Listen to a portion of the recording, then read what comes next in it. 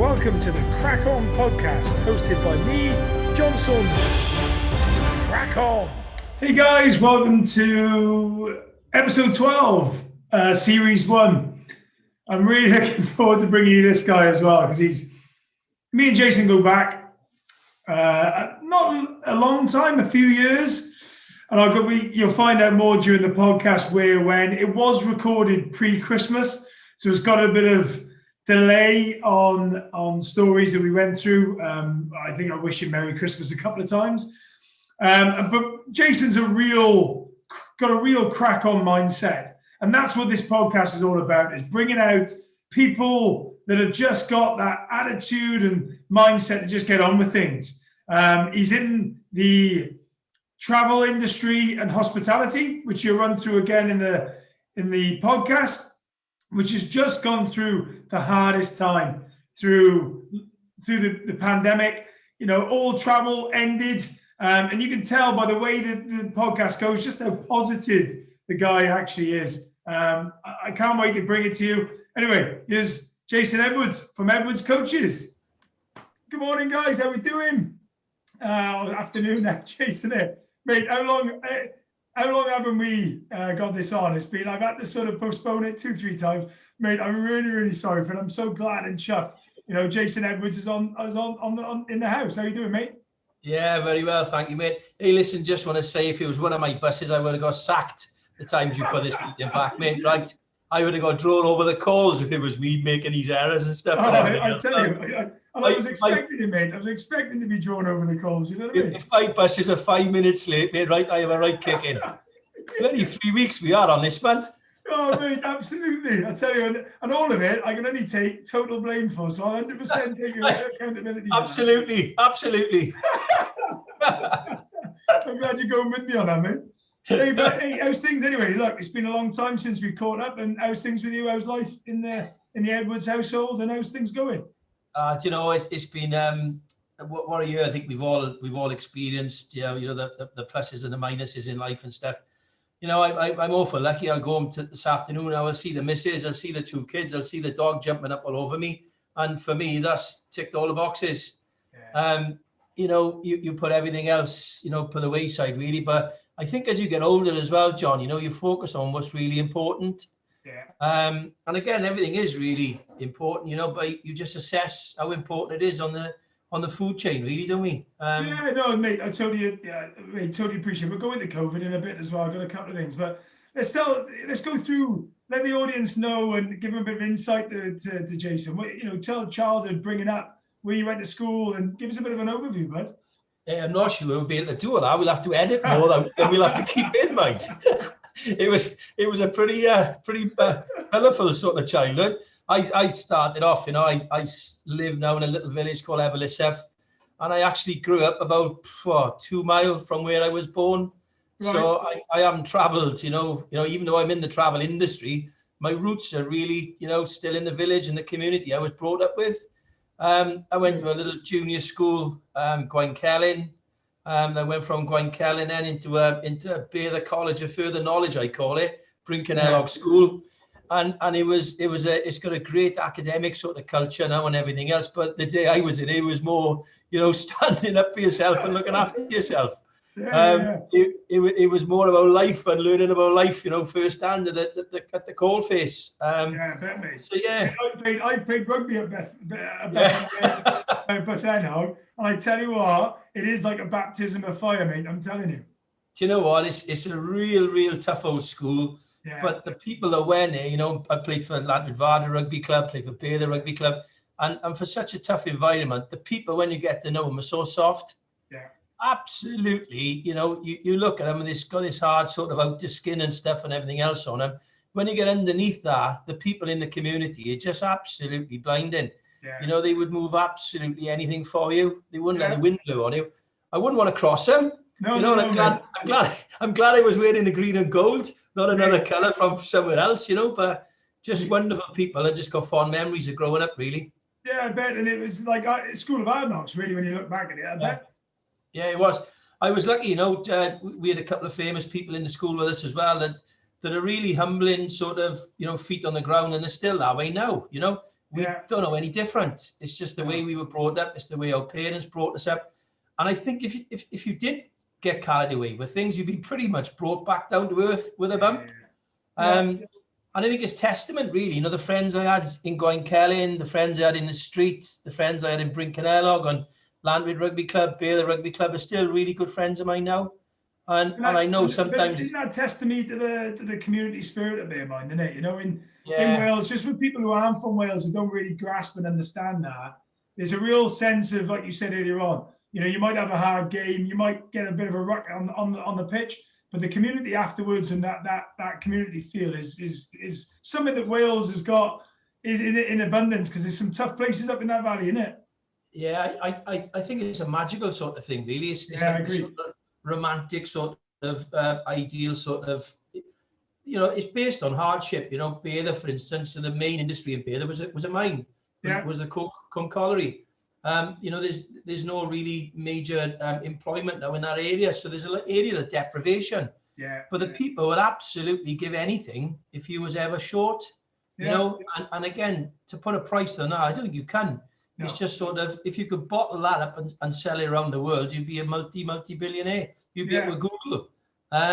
Yeah, but really fortunate, you know, to grow up in such a friendly environment, you know, and learn, you know, by mistakes and, you know, just growing up, really. And again, like you said, I could, you know, pick the phone up to any of the boys today and they'd be there, you know, at a shot, really. And likewise, I would as well. But it's Wales, mate, isn't it? It's what we do. It's a funny old thing, because in business, you know, we quite spread across South Wales. And I always think, you know, when you talk to my English friends, you know, the banter with the rugby, nobody ever gets in unless you're from Wales, because Newport hates Cardiff. And Llanelli hates Swansea, right? I know. And then when you go to Swansea, Sketty hates Skewen. So you've got this sort of tribal rivalry. You know, it's like Croeso Ceiliog will eat Caldecott. Mate, it's Cwmbran it is. So I was saying, both of us will know Ian Goff, right?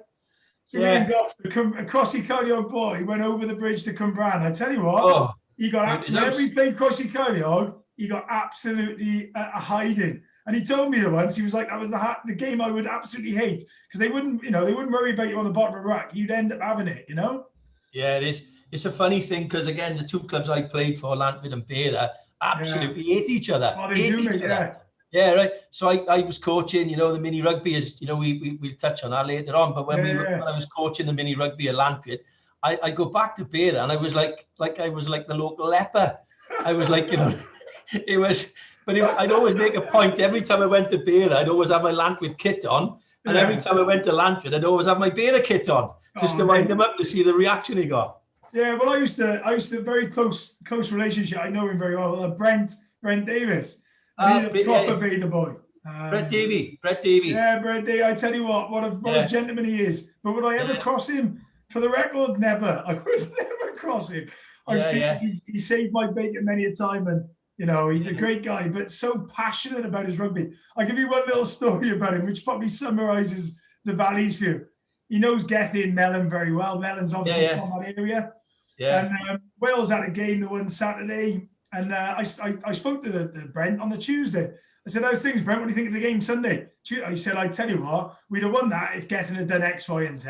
And I rang him on Monday and I told him. I said, what do you mean? I said, I rang Mellon up and I told him if he'd have got lower in the scrum, and I was like, that just encapsulates what the Valleys is all about. Yeah. Beautiful. Yeah, it is. And the thing with Gethin as well, Mellon, like, you know, I remember it. Tell you another quick story, right? It's a true story, this is. And I was good friends with his father and his mother, Leslie, you know, passed away sadly many years ago. So I've seen Gethin, you know, from a young age. Yeah. And another outstanding player that come from Beather was Mike Looe, number 8, all from the same cut. Now, I was really good friends with Di, Mike's older brother. Right. And we were playing for Beather seconds one day, you know, as we do. And the seconds match was called off. So we said, right, we're going to go on a trip. We're going to watch Ponty Youth. And we went over the mountain to watch Ponty Youth, to watch Mike playing. Right. Mike Owen playing for Ponty Youth, which is Di's brother. And unknown to me, this prop was playing, and he was absolutely outstanding. And he came from, there was one ruck or scrum, whatever, you know, fizz, whatever ball it was. And he was wrapping around the winger and taking the ball off the winger, right? And I remember saying to Di at the time, I said, Christ, who's that. I said, he's going to play for Lions one day. And I said it in jest, obviously, you know. And I didn't know who it was. And he said, oh, that's Dosh's boy, Gethin. I went, Jesus Christ, his old man never run like that, I could tell you. But and it was so, I mean, I was a patron for Gethin when it was his testimonial year. Yeah, of course, yeah. And another thing that Gethin just sums him up, really, is his first paycheck that he got for Ponty many, many years ago. We were in the local nightclub in the Market Tavern in Ponty. Oh, Market Tavern, go on, boys. We're men and sheep are frightened. And I always remember it, Gethin, he came over to me with a shot. And I said, he was with Martin, with Nugget, you know, Chief and all the boys. And Chief and the boys. I said, what's that for? He said, I just had my first pay packet and I wanted to buy you a drink. Oh, and it was just priceless, you know. So I've always, again, you know, you talk about the boys, you know, Brett Davey, you know, Mike Looe, you know, Mellon, they're all proper local Valleys boys, you know, and just look after each other, really. Yeah, totally. I mean, Bradley's up the road as well, isn't he? Bradley Davis is from that way as well. Yeah, well, again, I work with Bradley's old man, Blethen. Oh, do you? So Blethen and I go back years, right? And another quick story, we were down the Vale one day many years ago, and Bradley said to me, he said, listen, I've just phoned your man and told him down in the do with all the players. And I said, oh, are you sure? Is that safe? You know, he says, too late now, I've done it. So all of a sudden, Blethen turned up then, and I think we were there till about 6 a.m, me and Blethen, downstairs in the bar with the fireplace going, just chewing the fat, really. You know, I haven't seen him for so long. You know, he's just a scream, absolute scream. Well, I used to work with his brother. I used to work with his brother, Bradley's brother. Yeah. And I remember a little story about Bradley when he was in the youth for Cardiff. So I was running, we'd opened Tiger then. Yeah. So he came in with the youth team, and obviously he's massive. He was massive then, he's still massive now. And in our club, in a nightclub, there's a small ceiling. So one of the doormen came up to me and said, I had a radio call saying, John, someone's headbutting the lights. I said, you are? Said, John, someone's coming in and headbutting the lights. I was like, wait there now. So I got up there, and Bradley was bouncing up on his toes and headbutting the ceiling lights. So I had to ask him, look, bud, do me a favour, stop headbutting the lights. You know, it was the first one I ever told. He was very respectful. He said, sorry, mate, I didn't mean to, and he was fine. Yeah. Me and Bradley get on really well as well. So it's they're all top boys, you know? They're all top boys. I think rugby's been a big part of your life, mate, because obviously that's where we met, wasn't it? We obviously met, you know, probably previous we'd run into each other, but we'd obviously, we turned up on a Sunday morning, the one morning, and you were coaching your boy, I was coaching my boy. You know, we had a great dust up, didn't we? Had a good time. Yeah, it was, and I think it's really important as well. It's such a grounding as well for me, you know, for business and stuff and all the nonsense you got to put up with every day. You know, when you're faced there, and I tell you what, it's a bloody exposing sort of position to be in when you got like 30 kids turning up on a Tuesday night and you haven't got a clue what you're doing. You're really exposed to the elements, and it's sink or swim. And another quick story, when I first started, I was asked by an old mate of mine, Rob Emanuel. I don't know if you know Rob. Emmanuel Jones Properties. So Rob phoned me up. He said, listen, can you come and help me out, you know, coach the kids? I said, Rob, I haven't played rugby for 15, 20 years, you know. Give it a break. Anyway, I'd write the script, and, you know, I'm like a bit, you know, detailed and stuff. And I turned up like 5 minutes to this, 10 minutes to that, 5 minutes to that. And I think for the first 6 or 7 training sessions, Rob would phone me up after the end of the session. He said, listen, do you want to come up for a bottle of wine? So it was a Tuesday night, and we'd go back up to Rob's house, which is just up the road from me, and the two of us would be sitting there totally, what went wrong? What did we do wrong again? Because the kids just run amok. And we'd have a bottle of wine in between us and think, right, we got to take control of this now next week. The following week, the same thing will happen again, you know? But it was brilliant. Brilliant. We had some good dust, so I know, you know, all I remember about your team when we ever played you, we'd always have a really good, expansive game, wouldn't we? You try and get them out wide. I try getting my guys out wide. We'd always have a good game. St. Peter's versus, you know, Lantwit is a great game, wasn't it? I think the philosophy we had, you know, rugby's a wonderful sport for all shapes and sizes. Agreed. And we just, you know, I'd come off the pitch sometimes, and the parents or the kids would ask me if we won or not. And genuinely, I didn't know whether we had won or not. Because it wasn't about winning. It was just watching the kids enjoy. And we try and get the ball to the wingers, you know, or whatever. We never kept a 10-man sort of game. It was kids just playing for fun on a park on a Sunday. Yeah. And we were lucky, you know, we got some exceptional talents.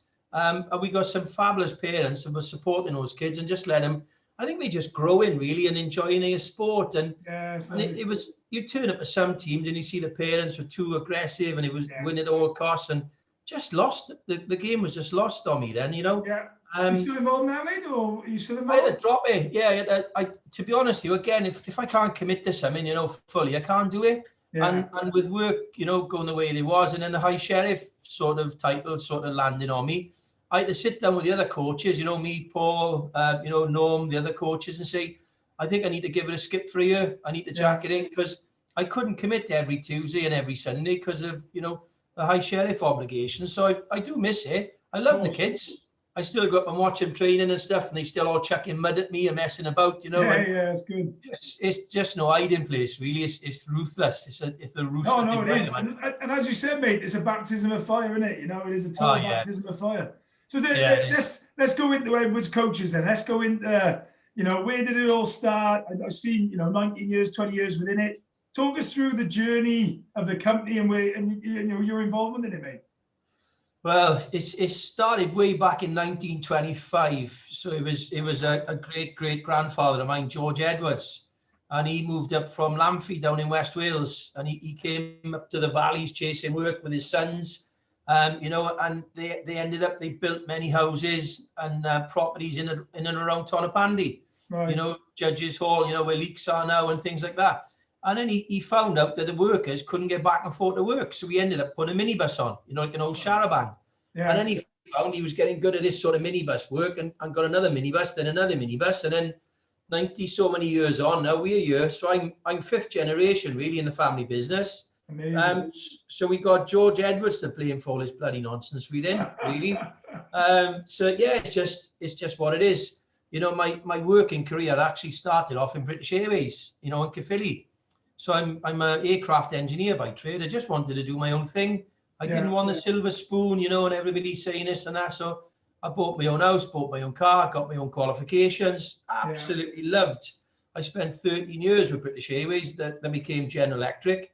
And again, real strong memories and real strong friends there. You know, I learned so much really about life, and we laughed, but worked hard as well. Yeah. And I came into the business in 2001, and I've been here ever since, really, you know, just trying to make a difference. It's interesting you say about the silver spoon. I know a lot of people, a few guys that I've got parents that have got businesses, and it's interesting me talking to my own son now is, you know, what are you going to, you know, you've got a boy the same age as me, and it's having those conversations about actually, if I have a business or I got a business, you know, you're going to come in, or would you like to come in? I mean, it's probably, is this something you're talking to your boy back at the moment about, or?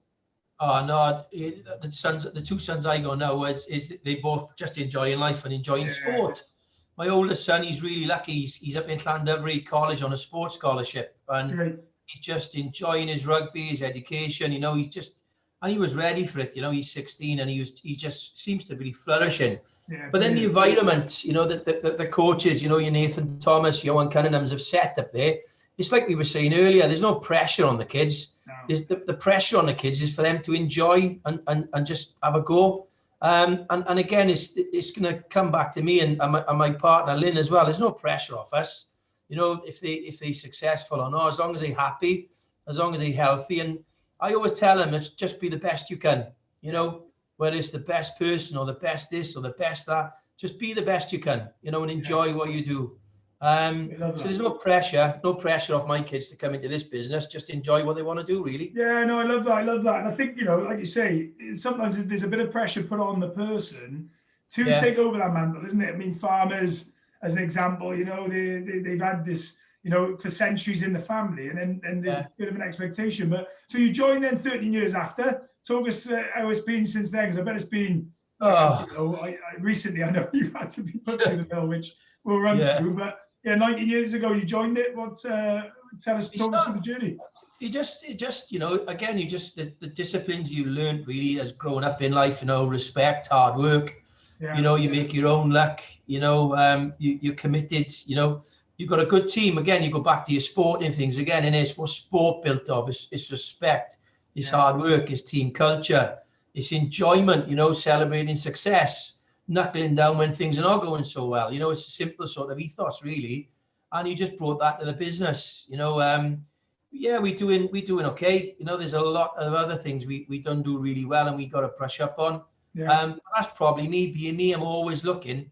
I'm not chasing the dream, but I always know there's something you can improve on. And again, you know, you get up in the morning, you should want to come to work with a smile on your face. And I think the thing where I am now is the team of people I got around me are actually driving me on. It's brilliant to come to work really and see the energy now and the focus on.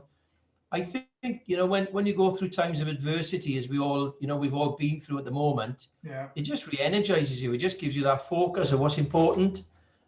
We've had to make, you know, redundancies and restructures, and we've gone through some real tough decision-making processes, you know. But we're going to come out of this far stronger, you know, far more mobile, accurate, detailed business with a team of people around us just really want to make a difference. And it's really tough at the moment. I think, you know, we got a standing joke. I think if we owned a cinema, we'd be involved in every business, not really to be involved with or advised not to be in. Because when COVID hit, we had 310 buses on the road every day. And then when COVID hit that day and that time, we went down to 3 buses. Wow. So you know, you've got all the demobilization and parking of everything up and laying everybody off and putting everybody on furlough and cash flow problems, you know. And it's been really a hell of a learning curve, you know, something I think I never want to see or go through again, but I've learned an awful lot of positives from it. What would they be? What would the main ones be, mate? What would the main positives be? I mean, I was gonna say to yourself, give us a scale of where you're at now, because 310 vehicles. I mean, that just even closing my eyes and thinking about how many that is. That's a great fleet, isn't it? Yeah, well, we you know, one of our businesses, National Express, you know, we got like a franchise with National Express, so we do Swansea, Cardiff, Bristol depots, you know, all around the UK really. I think we do we go around the world 44 times a year with National Express, the amount of miles that we do. Wow. Right? Yeah, so we it's just simple to simplify it. We go to London every day, 120 times a day. So every 10 minutes we got a bus going to London. I think at the moment we go 30 times a day going back and forth to London. Wow. So again, you know, the dynamic of I think you ask questions of your own ability, and I think you just go back really, and you go back to that word again. You can only control the controllables. If it's out to your hands and out to your focus, you're going to influence on it. You can't judge on that. You just got to deal with the stuff that is important to you. Our staff's welfare, physical and mental welfare. You know, you risk assess everything. You know, you got your obligations to the bank, to stakeholders, to the staff. So you know, you need to communicate. You need to tell everybody within reason what's going really well and what's not going so well. I think when everybody understands the structure and the path that we're on, you buy into it, or you don't buy into it, really. I don't make anybody come. Well, I just say, you know, I don't make anybody come to work, but I'm thrilled to bits when people do come to work. Because they want to come to work, they make a difference. You know, so yes, COVID has been tough, you know, really, really tough for everybody. I was a friend of mine, his mother and his sister passed away this morning. It was a funeral, it was this morning, you know, Dickie Andrews. Yeah, and it's really, really sad. And you go there and it just puts everything into perspective, really. You know, with a family are going through, you know, friends and relatives. And like you say, like we started off, I'll go back home tonight now to see the missus, the dog wagging his tail, and then 2 kids want to dust up. And again, it just puts it into perspective, really. We're really fortunate and lucky to have what we've got.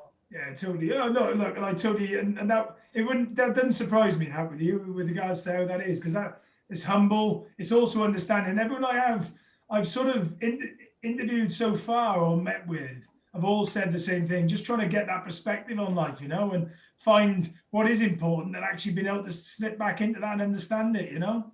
Yeah, it is. I think it's been a, I don't want to use the word great, but it's been a great learning curve, you know, on everybody. And I think really we've all found out what's important in life. And it's not flying off to far-famed places of the world or fancy this or fancy that. It's just going out and getting some fresh air, you know, when you can get fresh air and just, you know, talking to your friends and catching up and little things, eating well, you know, and like I say, just seeing the kids grow up and seeing the kids flourish, you know, and seeing the people in work flourish and really stepping out of their comfort zone to develop. It's been a learning curve, but I hope we never see it again, mind. I think we take a lot of positives from it as well. And what do you think? What do you think we're going to come to right at the end. I'm going to say what's next for Edwards. We'll come to that in a sec. But where do you think the COVID? What is the best thing for the next? Where do you see it all going? Next 6 months, 8 months in the business world? Where do you see it all panning out? Because obviously you've got business as well. You alluded to it that you've got leisure industry. I mean, you've got invest in hotels and stuff. And where do you see all that going? I think we've had, we had a motto really in the business that we put together was get to Easter. So 5-6 months ago, we just drew a line in the sand, and we wrote in the sand, let's get to Easter. And our commitment to get to Easter was everything really, because we knew as a business, if we can get to Easter, we've cracked it. Yeah. If we get to Easter and there's no vaccine or nothing in place, we as a business are stuffed, our industry's stuffed, the country's stuffed. Yeah. So the get to Easter motto was something we held dear really, and it was the motivation we had every day. We've cracked that now. We've got to Easter. I think our cash flow projections are looking at March 22. So we're in a good position. Good. The vaccines come out, which is God. I think everybody's they're quick to shout to the politicians and everything else. There's no way would I want to be a politician. No. You're damned if you do and you're damned if you don't. Everybody's doing mud and stuff and I think enough. The NHS staff have done really, really well. Frontline staff, key workers. But what have these scientists done to turn this vaccine round in time? I think it's normally a number of years. To turn it around in months is incredible. Yeah, they all need a medal. But I think it shows what you're saying. That if it's one of those ones. If you've got to do it, and you get it done, it shows. It's a bit like I use it from a rugby analogy, where the World Cup, where they had in Japan, where they had those hurricanes come in, and there was potential one of those games was going to be cancelled. But the Japanese looked at it, turned it, somehow that game went on, and they should never have gone on the Wales game, but it went on. And I just think in adversity, those people that really can make it happen, I know I'm going to use the nerd word crack on, but when you've got to get on with it, you've got to get on with it, haven't you? Yeah, I think that comes down to attitude as well. Totally. The crack on thing it's really what drives us all on. And I think the people that have got that sort of mindset, the crack on, positive ambition to do it, you will find a way around it. Yeah. It may not be the same as what you hope for, but you still get to the same result. I just wish, after the autumn series or the international we just had, we had some sort of hurricane or some sort of tsunami or whatever to postpone the matches we just had, because they were pretty tough to watch on times, really, Yeah, but because you get, that's part and parcel what Edwards does as well. You take the Welsh boys all around the world and all around the country. I mean, that must be a great little privilege to be part of that. Yeah, it is. It's really, again, keep using the same words. Really, it's really humbled by it, Yeah. I'm awful lucky to know a lot of the guys growing up over the years as well, and everybody. Again, you jump on the bandwagon, the press, and sling mud and stuff. But when you go down there and you see the effort the boys put in, week out, the backroom staff have been planning that for months meticulously. Hard work, hard graft. Sleepless nights. I remember quick story about Warren Gatland, right? And I got up one morning, it was stupid o'clock. It was like 4 a.m. I had to get up because my head was buzzing about something, So I came to work and got on with some emails. I had an email I had to send to Warren, send him an email. I had a reply straight away. It was like 4:30 a.m. And I replied to him and I said, what on earth are you doing up at 4:30 a.m? He said, I'm going to beat the Aussies. I want to beat the Aussies. And he was up. Yeah, he was up studying the form for the autumn internationals at 4:30 in the morning. So when you look at the word crack on and motivation and stuff, that's him. He hasn't got to be the successful sort of rugby coach, same as Pivac, same as all the players, without putting the hard work in. Yeah. You've got to get up. You've got to put the hours in. You've got to put a shift in. Sometimes it pays off, sometimes it doesn't. But you still put your boots on and get on with it.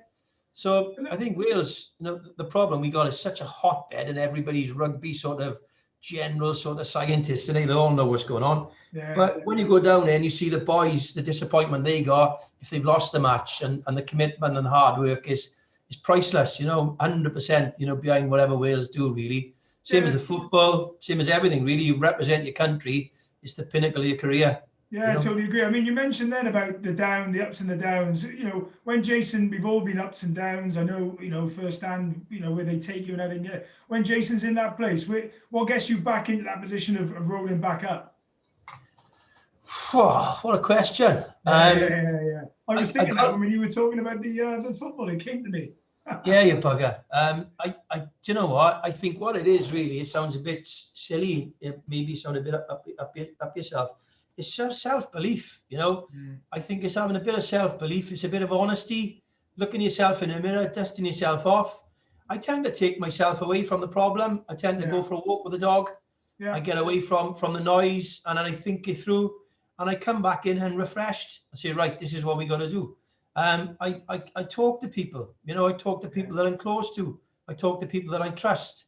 And again, I never know the answers to any of the questions, but I know somebody that will. And again, it's just having that sort of network, that support sort of function around you. You can rely on and depend on, whether it's your mates from school or the guys in, you know, the staff in work, or the WRU guys, you know, Caroline down there. You know, Martin Williams, God, what a baptism of fire he had this year. I was going to say, mate, I mean, obviously you got Mellon being the backs coach, and you got Martin team manager. What a great duo, isn't it? Yeah, I tell you a quick story about those bloody pair as well. When they were playing, they didn't have the Vale down in, Gerald's place down the Vale Hotel. They were training in Pontyclean Rugby Club. Right. And I tell you the reg number of the bus, it was CN15, it was a Bover 51 plate, so it's 2001, right? And it was just when docking stations were coming out now, you know, new technology.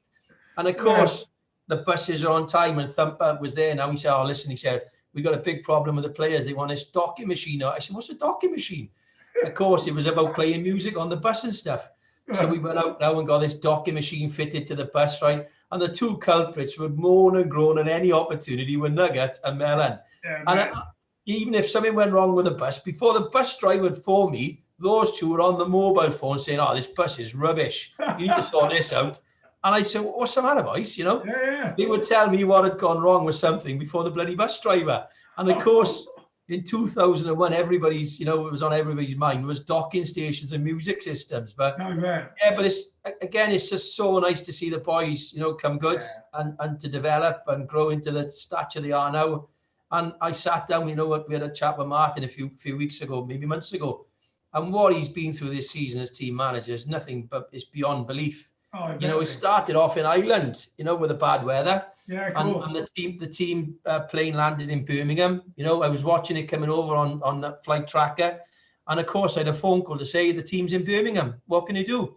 Right, you know, so, and I think Polo Martin, every match after that has been horrendous for him. No, I bet he's had like I said, I mean, there's one person that used to always organise socials with me. I mean, he used to bring a great party into 29. He used to bring the BBC over after. So I had Paul O'Connor over there, dropping names. I had some great guys in there. Patrick came over. So I used to, all my staff didn't follow rugby, but I was all over it. And it's fair play to him. He used to look after me. I used to look after him. Me and Nugget go back. You know, he's a great guy.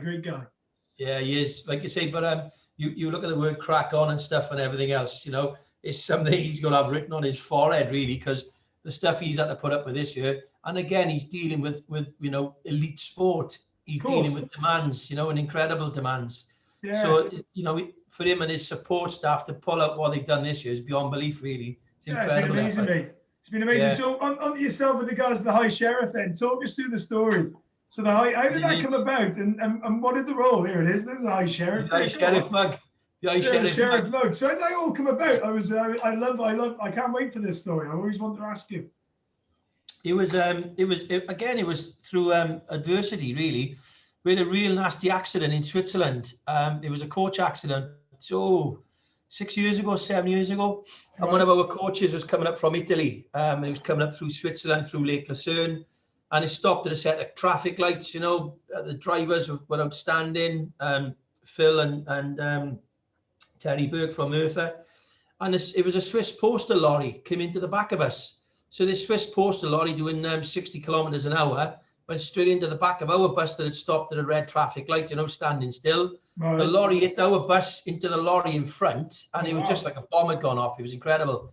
So we took a phone call from one of the passengers' irate daughters at the time, and she was, you know, understandably, you know, upset that we as a business and made contact with her.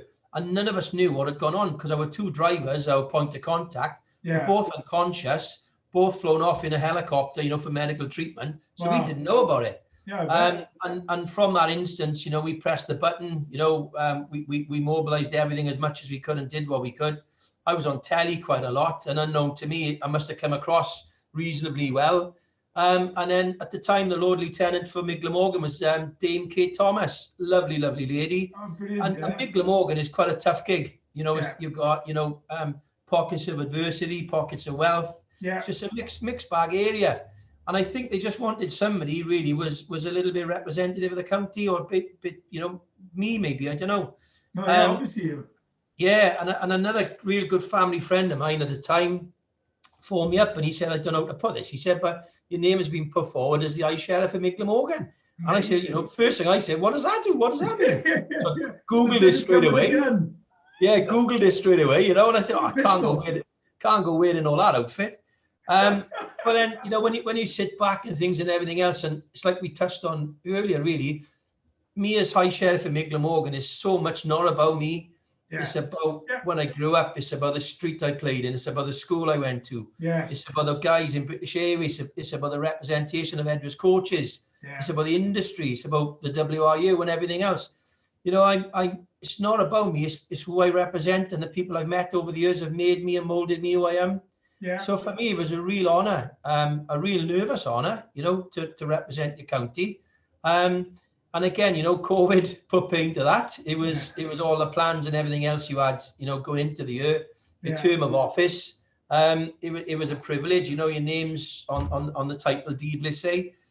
But again, I've tried to do the best I can, with the limited resources in place. Like I say, we cracked on with it, really. Yeah, get on with it. And what exactly? So just tell me what for anyone that's listening, like some of you were like a High Sheriff. I was joking about that when I said pistol, but tell us what exactly the role of a High Sheriff is, just for everyone on the audience and me.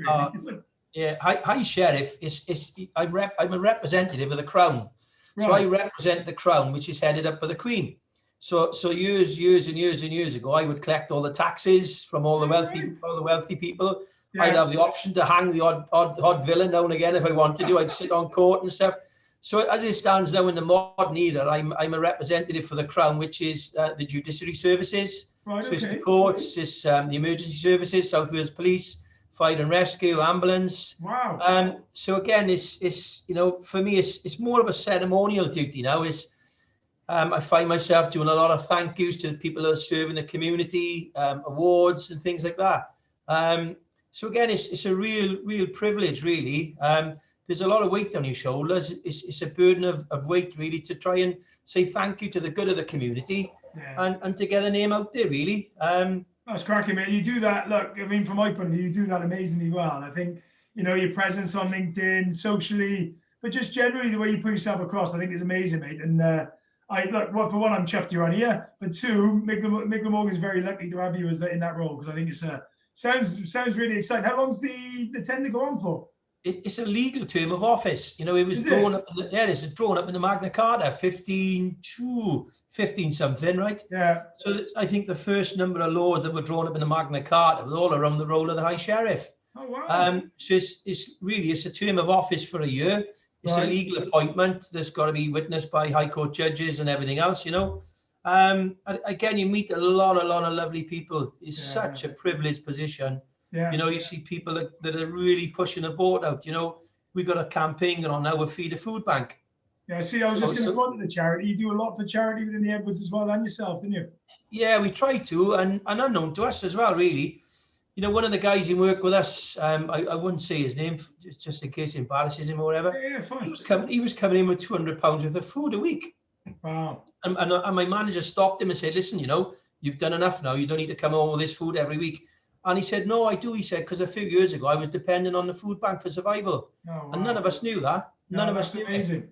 Yeah, so he goes to the shop every week. He buys 4 or 5 bags of food or whatever and donates it to the food bank. And again, it's just, there's a real lot of good people out there. There's more good people out there than bad. The problem we tend to speak more about the bad people than the good. Yeah. That's what media is, and that's what people want to listen to, isn't it? I agree with you, mate. I think that's, again, what's showing through this podcast is good people do good things, and if you do good things, more people will do them.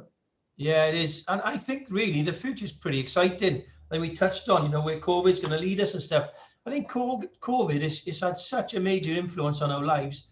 It's molded us into better people. Yeah. I think society is going to be better for it. Whatever religious beliefs and everything else you've got, it's all irrelevant, really. We all respect that. And we just mold everybody together as one unit. And I think going forward, I think it's going to be a better place to live. Yeah, good. One of my questions was going to be, I got the last couple of questions. It's flown by. But one of the questions is going to be, what's the future for Jason and Edwards coaches? What is the future? Again, it's probably a bloody boring old answer. Sorry, mate. No, go on. For me, it's just happy. It's just happy with myself, happy with the family. Fortunate. The family have got the health really, and we just develop and build off that. It's a simple sort of formula. There's no fancy yachts in Malaga on the horizon and stuff and all that nonsense. It's not really about me, really. I look forward to watching the boys play rugby again on a Sunday morning. Yeah. With all the banter and stuff and everything else that goes with it. And it's just the simple things in life, really. It's knowing you're going home to a safe environment and the world's going to get a better place from it. With coaches, you said about going in for Easter and driving from 2022. When this all comes back, do you see it going back to normal and growth and working from there? Yeah, I do. I think you look at us, we spoke to a lot of customers, the holiday makers. Yeah. And there was one woman in particular, she's a real astute sort of lady. I spoke to from Monmouth, and she was a retired lawyer, solicitor, in her 80s. Yeah. And I was just talking about holidays. We had to cancel a holiday and put him on another one. And it was in Saturday morning. So I was the track and trace manager. We had a few issues. And I don't mind doing this, touching base. I absolutely loved it, really. Yeah, I bet. And I was just chatting to her, and she said, you've got to understand, I'm in my 80s, and me being not allowed to travel, it's like being in a desert with gasping for drink. Yeah. You're gasping for that drop of water. So for our customers, really, the appetite to travel and experience life has never been greater. No. And I think, when the vaccine and everything else kicks in and it's a safer world to travel in, I think holidays are going to go really, really well. Nash Express is going to go really well. I think the transport industry, hospitality and leisure, John, the word you were tuning in, I think it's going to go through the roof. Yeah, but we just got to hold on to what we got at the moment. And we'll celebrate success in years and months to come and talk about it in years and months to come. At the moment, it's get to Easter. Yeah. Safely, get to Easter, enjoy what we got. And then I think we'll all benefit from the fruits of our labour in months to come. Yeah, I agree, mate. I totally agree. I'm just putting the hashtag get to Easter because I love that. I'm gonna whack that on. But I got one last question for you, bud. So the last one I always ask everyone is somebody who sat there thinking about getting on with something new, getting on with something different. I've got a couple of friends who really want to move up their business to another level, but they want to crack on, but they're not sure. What sort of advice would you give that person if they're there, they want to do it? What would you say to them? God, you've got some belters of questions today, mate. You've done this before, mate. You could have warned me about these last week. This is the last one, mate. This is the last one. So. You didn't ask any of these last week. You stitched me up. You warmed me up last week. These are hard-hitting questions. I had my favourite colour. And favourite food last week. They're just to soften you up, man. I got tucked up my kipper again. I think if you offer any advice at all, is to be yourself, to make sure what you do, you're actually making a difference to something. Yeah. You're enhancing somebody's life. You're making a difference. I think, people ask about motivation and money. I'm not motivated by money. I'm motivated by making a difference. Yeah. I'm motivated about seeing my staff grow and develop. And we took some customers away on holidays today and talking to the customers, I'm motivated about providing them the best that we can be. Yeah. And I think success will follow that and money will follow that. We certainly don't sit down and we're not motivated by the nonsense. It's just quality delivery of service, compliance. We safe, we legal, we do a phenomenal job. The guys in the workshop do brilliantly well, keeping everything on the road. And just having that clarity, just self-belief that, you are making a difference. You are doing the right thing. Probably the most important thing is enjoy it. Yeah. Enjoy what you do. You need to learn to laugh at yourself when something's gone wrong and you need to kick yourself up the backside and dust yourself off, thinking, God, what a clown. You know, because that's going to happen all the time as well, isn't it? When it does happen, you can't take yourself too serious. Absolutely, every day. You could tell you a few stories today. I can't really, it's not for air. But it's for a second one in a few months' time. Yeah, it's the unedited, it's the Bloomers version. Yeah, we'll get to that one. I think it's just what I wanted to say was, look, thank you ever so much for coming on, bud. It's been amazing. And look, Merry Christmas. We're close to Christmas. We haven't really mentioned Christmas, but have a great Christmas with the family, mate, and good luck with everything in the future. Yeah, listen, same to you, mate. Really appreciate it. You're doing a wonderful thing. Keep the old podcast going and keep all the social media going. Stay safe down in Brighton, mate. Look after the family, and hopefully we'll see each other on a pitch. Yeah, mate, honestly, my boy will play for St. Peter's again sometime, and we'll see each other on the pitch, definitely, mate. Hey, we didn't bring up your dodgy reffing either. That penalty you gave away, it wasn't a penalty, right? It was dodgy reffing. I was biased. Mate, I gave up my. I'll give you an example. Right, the last season I had with St. Peter's, before I came to Brighton, I had to hand in my towel with regards to reffing. So I nearly had 2 fights with people on the side. I nearly offered someone into the changing rooms, and he was a mate of mine. I was like, This is the end of me. I got to get out of here. So I won't even edit that out either. But my reffing days are gone. Oh, you should, man. Seriously, you were really, really good at it. Yeah, you had a great empathy. I did enjoy it. Just got you had a great empathy with the 2 kids, the 2 teams listening to you. There was a bit of laughter, a bit of fun. It was played with the right context. You should keep it up, mate. Don't drop it. To be honest, I am going to do it, Daniel. He's playing for Brighton down here, which is good. So, and he's enjoying it. Look, we will meet on the pitch again, but have a great Christmas, and I'll catch you soon. Okay, take care. Cheers, John. Cheers. Bye. Hey, guys. I hope you enjoyed that as much as I did. I really loved catching up with Jason, just because we share a lot of common ground, a lot of common friends, a lot of common interests. And he's got, I've just done an NLP practitioner's course. And when you rebound off someone or you're the same trait as somebody, you like who you like. Jason's a very similar person to me.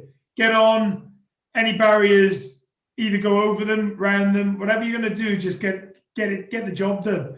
And I hope you just really enjoyed it. Some of the points for me were brilliant. If you I love that little quote he said about just strapping your boots on and getting on with things. Love that. Really enjoyed it. I hope you really did as well. So that's series 1 done. I've done 12. So now on to series 2, which I'm hoping will be out in the next few weeks. And then we're going to just crack on and get on with it, and can bring in some more people with the same attitude, really. So anyway, have a great afternoon, evening, whenever you've had a chance to read this. It'd be great if you could just give some feedback, like it, share it with friends, tag people in. But have a great night, evening, afternoon, and crack on. Crack on.